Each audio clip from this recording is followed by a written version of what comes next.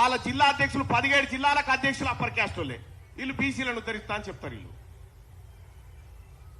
ఒక్క గౌడుకు ఒక ముదిరాజు కూడా జిల్లా పార్టీ అధ్యక్షుని ఇవ్వనటువంటి బీఆర్ఎస్ పార్టీ, ఉన్న బీసీ అధ్యక్షులను తీసేసిన భారతీయ జనతా పార్టీ, దొంగ సర్వేలతో బీసీలను మభ్యపెడుతున్న కాంగ్రెస్ పార్టీ, ఇవి ఎప్పటికి మావి కావు. బీసీల కోసం సరికొత్త రాజకీయ వేదిక రావాల్సిందే. ఈ దొంగ రాజకీయ పార్టీలు ప్రజల్ని మోసం చేస్తున్న పార్టీలను ప్రజాక్షేత్రంలో ఎండగట్టాల్సిందే. మీరు 42% చెప్పిరు, మేము మీ 15% తీసుకొని పక్కా జరుగుమని ఆఫర్ కూడా పెడతా ఉన్నాం. మీ 15% మీరు తీసుకొని పక్కా జరుగురి. లేదు అంటే 4% తేరా హై, బాకీ సబ్ హమారా హై. లేదంటే 4% మీది, 96 మాదే.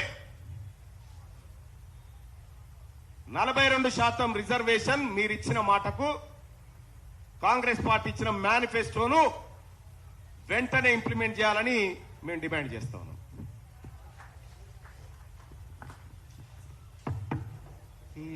ఈ మీడియా సమావేశంకి వచ్చిన గౌరవ electronic media, print media reporters అందరికీ ధన్యవాదాలు. అదేవిధంగా వచ్చిన నాయకులందరూ కూడా ధన్యవాదాలు చేస్తాం. నమస్కారం.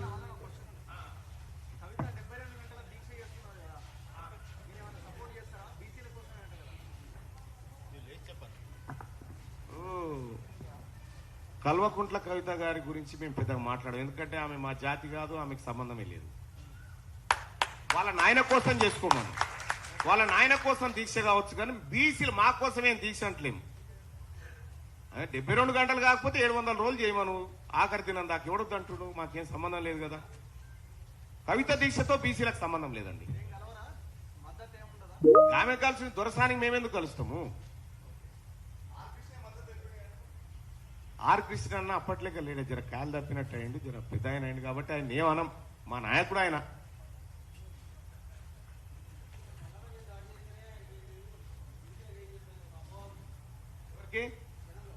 మల్లన్న మీద ఏం చేస్తామో చూస్తావు కదా. ఇవాళ 42% రిజర్వేషన్ అన్ని పార్టీలు గిలిగిలి మాట్లాడుతున్నాయంటే అవి ఈ బీసీ జేఏసీ పుణ్యమే. మేమేం చేస్తామో, రాజకీయంగా ఏం చేస్తామో, అన్ని రకాలుగా ఏం చేస్తామో చూపిస్తాం ఖచ్చితంగా. ఒక్క నిమిషం పెడతాము. పరంజ్యోతి అన్న అడిగిన దానికి ఒక సమాధానం చెప్తా. అన్న వినాలి అన్న.